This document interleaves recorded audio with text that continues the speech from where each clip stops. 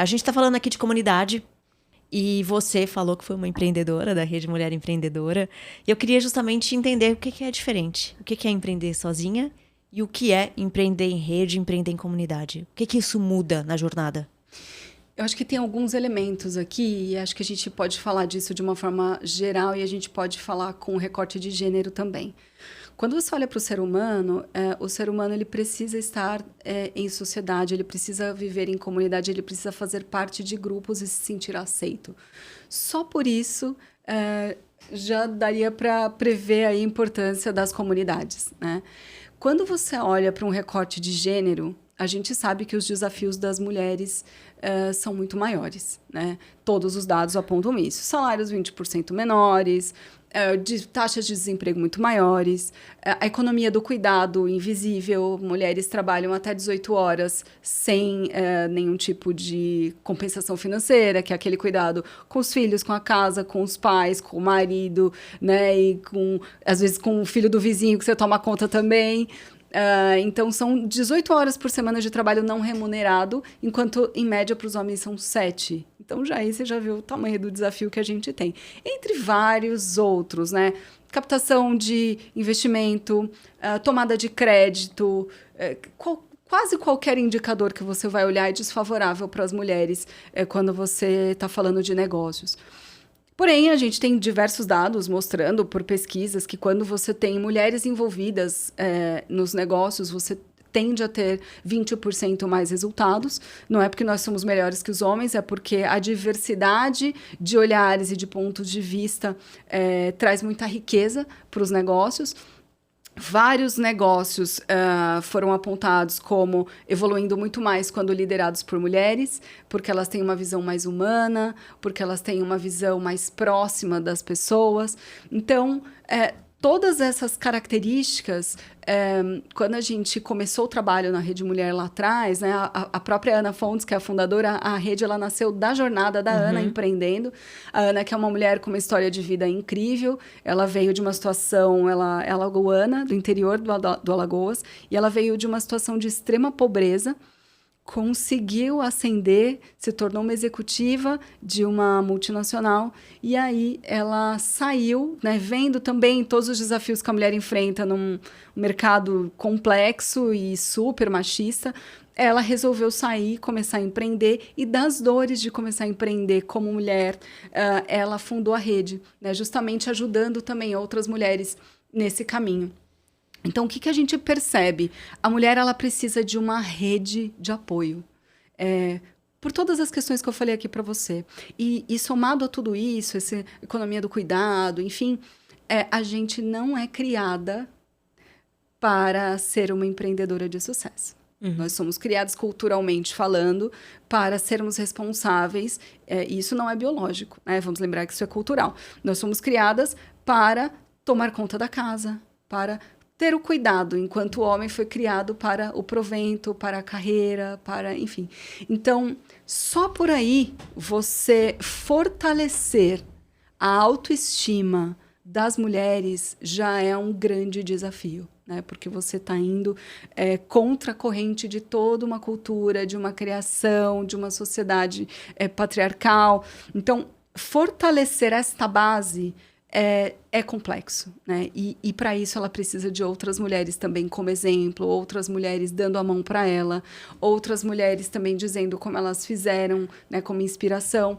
Então, a ideia da rede é a gente dar tudo que a mulher precisa em rede mesmo, para que ela possa se fortalecer e aí sim fortalecer seja seu negócio, seja sua carreira. Então, do que eu estou falando? Eu estou falando, claro, ela precisa de uma camada de capacitação, porque, de novo, ela não é ensinada a cuidar dos negócios, então ela precisa de uma camada de capacitação. Capacitação o quê? Técnica, socioemocional. Ela precisa de uma capacitação, muitas vezes relacionada ao próprio empreendedorismo, dependendo do setor que ela atua. Então, a gente tem essa camada de capacitação. Depois, a gente vai para mentorias individuais, porque cada negócio, cada mulher é uma, né? Depois, a gente vai para essa rede de apoio, que é a gente colocar ela dentro da Rede Mulher Empreendedora e lá ela ter contato com milhares de outras mulheres que estão passando pelos mesmos desafios que ela e que podem dar a mão e ajudar. Então, você escala a ajuda, você escala o cuidado, você escala o apoio em rede, né?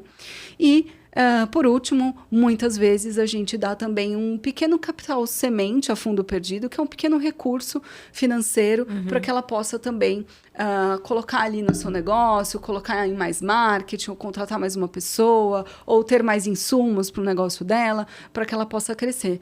Nisso, a gente já distribuiu 50 milhões de reais ao longo desses 15 anos, entre rede e instituto, para essas mulheres que participaram de nossos programas. Claro que a gente queria ter muito mais, a gente queria poder ter dado para todas elas, não foi possível, mas a gente espera chegar lá, e a gente faz isso, obviamente, com a ajuda de muitos parceiros, né? As empresas, principalmente, entre também órgãos de governo que eventualmente nos apoiam, outras instituições também, filântropos também nos apoiam, mas essencialmente e principalmente hoje ainda a iniciativa privada, fazendo programas e projetos gratuitos, totalmente gratuitos para as mulheres, justamente para fortalecê-las e fazê-las ascender. Essas dores que você falou aqui, eram dores que você sentia e teu apoio te ajudou a chegar onde você está hoje? Sem dúvida. Vou só trazer uma curiosidade para você. Acho que eu nunca falei isso em público, mas eu já participei de 9 programas de aceleração quando eu tinha minha própria startup. 9. Talvez raríssimos homens tenham feito tantos programas de aceleração assim na vida. E talvez isso tenha vindo de um lugar de insegurança muito forte. Nós, mulheres, pesquisas também mostram, nós hoje já estudamos muito mais, nós fazemos muito mais cursos, nós temos uma escolaridade muito maior. Ao mesmo tempo, a gente tem mais medo de concorrer a vagas de emprego, porque a gente nunca acha que a gente é suficiente, né?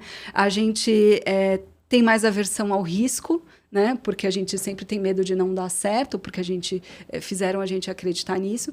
Então, na minha jornada, eu primeiro tive uma jornada ali corporativa, e em determinado momento, quando eu fiquei grávida da minha filha, sabendo que era uma menina, eu pensei, nossa, ela vai enfrentar todas essas barreiras que eu enfrentei. E a minha história de vida, eu sou de Teoflotone, interior de Minas Gerais também, a gente vem de uma família ali humilde, e quando os meus pais vieram para São Paulo, para, enfim, tentar melhorar de vida e tudo mais, eu sempre percebi de uma forma muito leve que eu também fui criada dentro de uma família machista, posso falar isso com muita tranquilidade, minha mãe, que Deus a tenha, e meu irmão também, Deus já levou, mas percebendo nuances. E mesmo que a minha mãe falasse para mim, filha, nunca dependa de homem, e filha, você está sendo criada para você trabalhar. Ainda assim, eu percebia detalhes do tipo, a partir de 8 anos, eu já tinha que dar faxina na minha casa, enquanto meu irmão ficava lendo gibi, né? Porque era obrigação da menina. Né? E eu já percebi essas nuances. Então, desde pequena, eu soube que eu precisaria me esforçar mais, estudar mais. Então, eu fiz tudo em dobro. Quando eu fiz o 2º grau, eu fiz 2 escolas ao mesmo tempo. Eu fiz uma escola técnica e eu fiz o ensino médio normal. Depois, na faculdade, eu fiz comunicação e fiz psicanálise. Depois, eu já fiz 4 pós-graduações. Não é que seja incrível isso, mas... e nem recomendo isso para todas as mulheres. Eu já fiz mais de 80 cursos. E talvez, de novo, isso tenha vindo de um lugar de insegurança.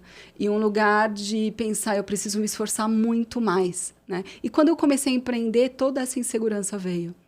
E todas as dificuldades, assim, no meu trabalho como executiva, como CLT, eu sempre quebrei muitas barreiras, às vezes, sem perceber. Então, fui a primeira diretora mulher em várias empresas, fui a primeira sócia mulher em várias empresas que eu passei, fui a única head mulher também em várias empresas, e tudo isso eu não percebia tão bem, né? Acho que tem um momento que você tira o tampão e que você enxerga, mas até então eu só ia fazendo. E quando eu decidi desistir da minha carreira para começar a empreender, foi esse lugar de eu quero construir um mundo melhor para minha filha. O que eu posso fazer? Como é que eu posso fazer girar a roda do mundo diferente? E a coisa do empreender veio nisso. Tanto que a minha primeira startup foi mais para o lado de educação, treinamento, enfim. Porque eu também acredito muito que com a educação a gente muda muita coisa. Foi esse processo para mim. A educação mudou minha vida realmente.